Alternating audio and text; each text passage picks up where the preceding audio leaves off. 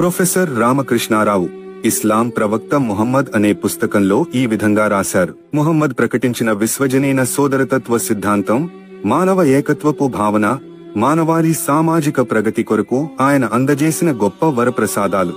ఈ ధర్మాలను ప్రపంచంలోని ఇతర గొప్ప మతాలన్నీ బోధించాయి, కాని ఇస్లాం ప్రవక్త మాత్రం ఈ సిద్ధాంతాలను ఆచరణలో పెట్టారు. అయితే దాని విలువను మానవాళి బహుశా ఇకపైనైనా గుర్తించగలుగుతుంది. అంతర్జాతీయ స్ఫూర్తి పూర్తిగా జాగృతమైనప్పుడు, జాతితత్వ దురభిమానాలు దూరమైనప్పుడు దీనికి గుర్తింపు లభిస్తుంది. ఈ విధంగా ప్రవక్త వారిని ప్రొఫెసర్ రామకృష్ణారావు గారు కొనియాడారు. సరోజినీ నాయుడు భారత కోకిల, నైటింగేల్ ఆఫ్ ఇండియాగా ప్రసిద్ధి చెందిన ఈమె గొప్ప స్వాతంత్ర్య సమరయోధురాలు. The ideals of Islam, wide speeches and writings of Madras లో ఈ విధంగా అభివర్ణించారు. ప్రజాస్వామ్యాన్ని ప్రబోధించి ఆచరించి చూపిన ప్రపథమ ధర్మం ఇస్లాం. ఎందువల్లనంటే మస్జిద్ లో నమాజ్ కై పిలుపునిచ్చినప్పుడు ఆరాధకులంతా నమాజ్ కోసం ఏకమై అక్కడ రాజు రైతు ప్రక్కన మోకరిల్లి దేవుడొక్కడే అని నినదిస్తారు.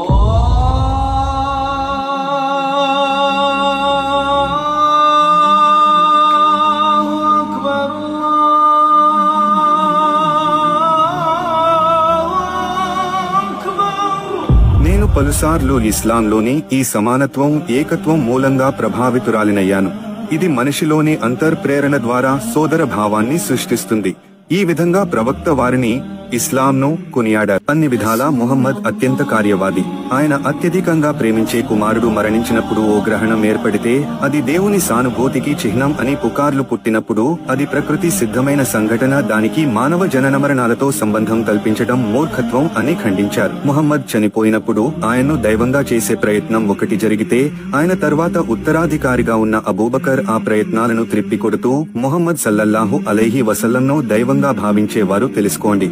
ఆయన మరణించారని, ఆయన అల్లాను దైవంగా పూజించారనే విషయాన్ని మీరు తెలుసుకోండి. దైవం ఎన్నటికీ మరణించడు, ఎప్పటికీ సజీవుడని అన్నారు. ఈ విధంగా ప్రవక్త వారిని జేమ్స్ ఏ మిచెనర్ కొనియాడారు. నేడు లక్షలాది మానవుల హృదయాలను నిర్బంధంగా వశపరుచుకున్న ఆ ఉత్తమ వ్యక్తిని గురించి తెలుసుకోదలిచాను. ఆ కాలపు జీవన పంథాలో ఇస్లాంకు ఒక స్థానాన్ని సాధించగలిగింది కత్తి కాదని నాకు గట్టి నమ్మకం కుదిరింది. అది కేవలం ప్రవక్త చూపిన నిరాడంబరత, త్యాగనిరతి, నిస్వార్థం, వాగ్దాన పాలన పట్ల శ్రద్ధ, మిత్రులు సహచరుల పట్ల అమితమైన అంకిత భావం, ప్రేమ, ఆయనలోని నిర్భీతి, దైవం పట్ల, ఆయన ధ్యేయం పట్ల అచంచల విశ్వాసం, ఇవే కాని కరవాలం కాదు. ఇవే సకల కష్టాలను అధిగమించడానికి ఆయనకు దోహదపడ్డాయి. నేను ప్రవక్త జీవిత చరిత్ర 2వ సంపుటాన్ని ముగించినప్పుడు ఆ మహోన్నత జీవితాన్ని అధ్యయనం చేసేందుకు నా వద్ద మరిన్ని పుస్తకాలేవే అని బాధపడ్డాను. ఈ విధంగా ప్రవక్త వారి గురించి జాతిపిత గాంధీజీ గారు తన అభిప్రాయాన్ని తెలిపారు. జార్జ్ బెర్నార్డ్ షా ఐర్లాండ్కు చెందిన ఒక ప్రముఖ రచయిత.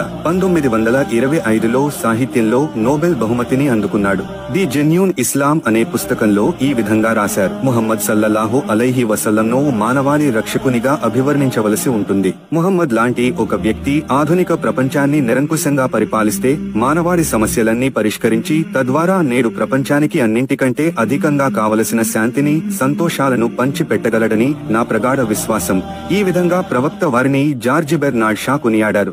ప్రవక్త ముహమ్మద్ సల్లల్లాహు అలైహి వసల్లం గురించి క్యారెన్ ఆర్మ్స్ట్రాంగ్, బ్రిటిష్ రచయిత మరియు వ్యాఖ్యాత, ముహమ్మద్ ఏ బయోగ్రఫీ ఆఫ్ ది ప్రోఫెట్ అనే గ్రంథంలో ఈ విధంగా తెలిపారు. ముహమ్మద్ తన జీవితంలో చాలా భాగం హింసను అరికట్టేందుకే శ్రమించారు. ఆయన హింసను విడనాడి ధైర్యంగా అహింసా మార్గాన్ని అనుసరించారు. శాంతి స్థాపన కోసం ప్రాణాల సైతం లెక్క చేయని వ్యక్తి. ఆయన ఎప్పుడూ సంఘర్షణ కంటే సంప్రదింపులతో రాజీ మార్గమే మేలని భావించారు. ఈ సంక్లిష్ట సమయంలో మనకు ప్రవక్త జీవితం తెలుసుకోవడం అవసరం. అమితంగా మారిపోయిన నేటి ప్రపంచంలో మనం ఎలా ప్రవర్తించాలో నేర్చుకోవడానికి మనం ఆయన జీవితాన్ని చదవాలి. And the Prophet once said, peace be upon him, not one of you can be a believer unless he desires for his neighbor what he desires for himself. Thomas Carlyle, Scotland philosopher, heroes and hero worship గ్రంథంలో ఆ ఒక్క మనిషి ఒంటరిగా పరస్పరం నిత్యం సంఘర్షించుకునే తెగలను, దేశదిమ్మరులైన బదువీలను ఒక అత్యంత శక్తివంతమైన, అత్యంత నాగరికమైన జాతిగా 2 దశాబ్దాలలోపు ఎలా మలచగలిగాడో తెలుసుకుని అత్యంత ఆశ్చర్యపడ్డాను. ముహమ్మదిజం అనే పుస్తకంలో ముహమ్మద్ తెచ్చిన సంస్కరణలు స్త్రీ జాతి స్థానాన్నే సమూలంగా మార్చివేశాయన్నది విశ్వవ్యాప్తంగా అంగీకరించవలసిన విషయం. మైఖేల్ హెచ్ హార్ట్ అనే ఓ స్పేస్ సైంటిస్ట్ చరిత్రలో మానవాళిని అత్యంత ప్రభావితం చేసిన మహామహులైన వ్యక్తుల తాలూకు జీవిత చరిత్రలను చదివి లోతైన అధ్యయనం చేసి ఒక గ్రంథాన్ని సైతం రచించటం జరిగింది. దాని పేరు the 100 ranking of the most influential persons in history. అంటే చరిత్రలో మానవాళిని ప్రభావితం చేసిన 100 మంది వ్యక్తులు అని అర్థం.